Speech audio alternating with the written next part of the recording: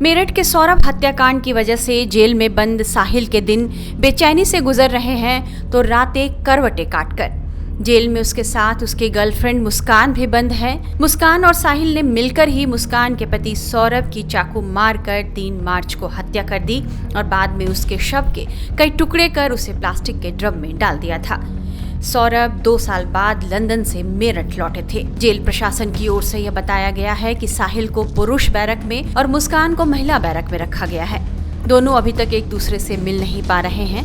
वहीं अब तक उन दोनों से मिलने कोई भी नहीं आया था, लेकिन आज पहली बार ऐसा हुआ जब साहिल की नानी उससे मिलने पहुंची। साहिल की नानी ने कहा वो साहिल से मिलने जरूर आई है क्योंकि उन्हें उसकी याद आ रही थी, लेकिन उन्हें सौरभ की मौत का बहुत दुख है। नानी ने यह भी कहा कि सौरभ हत्याकांड में 2 नशे ने काम किया। पहला वो नशा जो उन दोनों ने किया और दूसरा आदमी को औरत का और औरत को आदमी का नशा हो गया।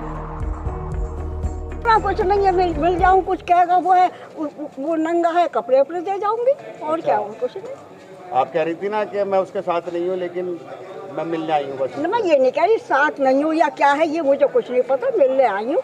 साथ का कोई वो ही नहीं है काके में, तो थोड़ा सा ये है। इसने गलत किया सही किया तुम बताओ। नहीं, तुम्हें यकीन नहीं होगा। नहीं मुझे यकीन है। अपने साहिल से ज्यादा उस लड़के का दुख है बहुत। सूर्य नारायण मेरे आगे हैं, झूठ नहीं है, उसका बहुत दुख है जो हुआ उसके साथ। अति हुई बस। चलो अब क्या क्या होगी उससे साहिल पे? अब जाऊँ देखूँ क्या कहता है कि वो है। मैं अब जो कुछ लाई हूँ कपड़े उपड़े दे दूँ। अच्छा कपड़े और क्या लाई हूँ उसके लिए? और एक नमकीन का वो लाई हूँ। अरे मिलना तो था ही कितने दिन। और सुनो ये हटा लो। ऐसा है कि पहले कि हम गांव में हमारा ककोर बिलेंसर के पास में ही नंसार है। अच्छा। पहले खेती के ऊपर किसी के ऊपर झगड़ा हो जाता ना, ये नहीं होते थे, 10-5 जने जाते थे उसमें थाने में या किसी में, वहीं बात सवाल हो जाते थे। अब तो ये है कि हमारी गली में कोई कुत्ता है उससे भी पूछी जाएगी, हमारी गली में भैंस वो है सबसे पता ना क्या हो गया। ये ठीक है उसने करा है, थाने में बात होनी चाहिए। ये देख कर तो ऐसा लगा क्या है, क्या अति, हर चीज की अति हो रखी, हर चीज की। अच्छा तो बताओ दामाद क्यों नहीं आया? है दामाद तो वैसे भी नहीं आते थे, महीने 2 महीने में एक दिन को आते थे, नोएडा रहते हैं। उन्होंने पूछा नहीं दामाद ने? कैसे नहीं पूछा है, उससे भी मीडिया वालों ने बात कर ली। उनने कही मुझसे एक बार पूछना, 1000 बार वो आ गया वो आ गया वो आ गया। अच्छा, वो आएगा नहीं? आएंगे है, देखो बात हुई थी आपकी? बात हुई थी आपकी? मेरे से नहीं होती। तो केस वेस लड़ेंगे इसका साहिल का? कुछ पता नहीं, अभी देखो किसी के दिल की मैं वैसी कह दूं। ठीक। हाँ नानी जो साहिल ने किया वो सही किया? अरे मैं कह रही हूँ, मुझे अब तुम्हें यकीन नहीं आ रहा।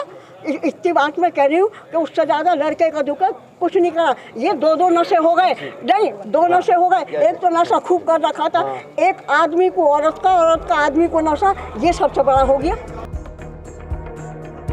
वहीं साहिल की नानी के जेल में मिलने आने को लेकर हमारे संवाददाता नईम सैफी को मेरठ जेल के वरिष्ठ अधीक्षक वीरेश राज शर्मा ने क्या बताया है, ये सुनिए। आज मेरठ जेल में साहिल से मिलने उसकी नानी आई हैं और क्या सामान लाई हैं और कैसे मिलने आई हैं, क्या प्रक्रिया है, हमसे बात करने के लिए मौजूद है मेरठ जेल के वरिष्ठ जेल अधीक्षक डॉक्टर वीरेश राज शर्मा। स्वागत है आपका टाइम्स ऑफ पर। आज साहिल की नानी मिलने आई हैं, कैसे मिलने आई हैं और क्या क्या साथ लेकर के आई हैं?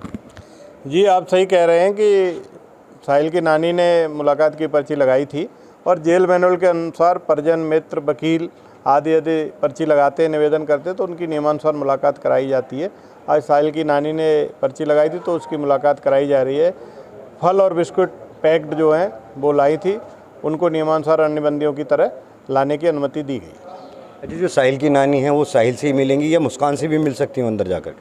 नहीं, उन्होंने केवल साहिल की पर्ची लगाई है और साहिल की नानी है, मुस्कान से नहीं मिलेंगे, केवल साहिल से मिलेंगे। अच्छा ये बताया जा रहा है कि साहिल को गंजा करा दिया गया है जेल के अंदर, और ये बात कितनी सही है? देखिए जेल में 2-2.5 फुट लंबे बाल रखने का कोई औचित्य नहीं होता। अनुशासन जेल का प्रथम पाठ होता है। हालांकि उसने स्वयं ही छोटे बाल करने की इच्छा की थी, तो अन्य बंदियों की तरह जो उसकी बैरक में भी जब नाई कमान गई तो उसने अपने बाल छोटे करा लिए। तो अब इस वक्त जेल के अंदर जो साहिल है और मुस्कान है वो किस तरीके से रह रहे हैं, या अभी भी नशे की मांग कर रहे हैं, या अभी भी कुछ तरीके की डिमांड कर रहे हैं जेल के अंदर? नशे की मांग और विड्रॉल सिम्टम काफ़ी हद तक उनके ख़त्म हो गए। काउंसलिंग से बहुत प्रभाव पड़ा है और विड्रॉल सिम्टम की दवाइयों से भी प्रभाव पड़ा। अब वो अन्य बंदियों की तरह सामान्य जीवन व्यतीत कर रहे हैं और जो जेल की दैनिक क्रियाएं हैं उसके अनुसार ही अपना जीवन व्यतीत कर रहे हैं। अच्छा, एक बात और सामने आई थी कि साहिल के साथ मारपीट की गई है, उसको अंदर जख्मी कर दिया गया, इस बात में कितनी सच्चाई है? नहीं, मारपीट या अभद्रता की जो खबर थी वो भ्रामक और असत्य थी। इसका खंडन जिला सूचना अधिकारी के माध्यम से कर दिया गया है। तो अब इस वक्त बिल्कुल नॉर्मल रह रहे हैं, खाना खाना सब चीज़ें, मतलब किसी तरह की अब कोई नई डिमांड भी कर रहे हैं वो अंदर जेल के अंदर साहिल और मुस्कान? नहीं, अभी तक किसी तरह की कोई डिमांड नहीं की है। दोनों अब जो है सामान्य जेल मैनुअल के अनुसार जो प्रक्रिया है, दिनचर्या है, उसी के अनुसार अपना जीवन व्यतीत कर रहे हैं। ये थे मेरठ जेल के वरिष्ठ जेल अधीक्षक डॉक्टर वीरेश राज शर्मा। उनका ये कहना है कि हाँ, उसकी नानी मिलने ज़रूर आई हैं और जो साहिल और मुस्कान है जेल के अंदर अपना सामान्य जीवन व्यतीत कर रहे हैं। वहीं मेरठ में सौरभ हत्याकांड की जांच जारी है। मेरठ में सौरभ के घर पर फॉरेंसिक टीम पहुंची जहां उसकी हत्या की गई थी। बताया जा रहा है कि फॉरेंसिक टीम ने वहां से सबूत जुटाए हैं। ज़्यादा जानकारी दे रहे हैं हमारे संवाददाता मोहितो। मेरठ पुलिस के अधिकारियों के साथ कल एफएसएल की टीम सौरभ राजपूत के उस घर पहुंची जहां पर उसकी हत्या की गई थी।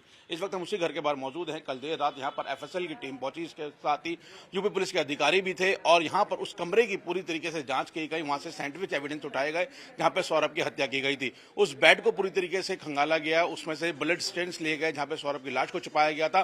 बेड के ऊपर जो सामान रखा हुआ था, जिसके अंदर मुस्कान का एक पर्स था, कुछ पेपर्स थे, इसके अलावा एक मिक्सी ग्राइंडर थे, जो मिक्सर ग्राइंडर था उसका इस्तेमाल इस मर्डर केस में हुआ या नहीं हुआ, उसको लेकर जो साइंटिफिक एविडेंस है वो लिए गए हैं।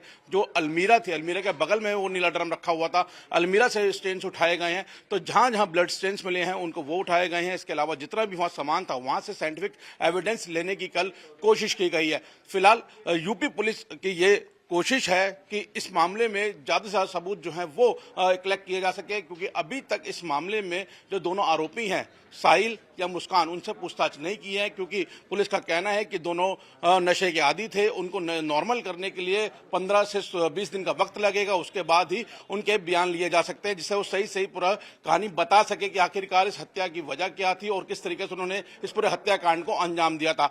फिलहाल पुलिस सारे एविडेंस को इकट्ठा कर रही है और इन दोनों आरोपियों को खिलाफ सख्त से सख्त केस बनाने की तैयारी कर रही है।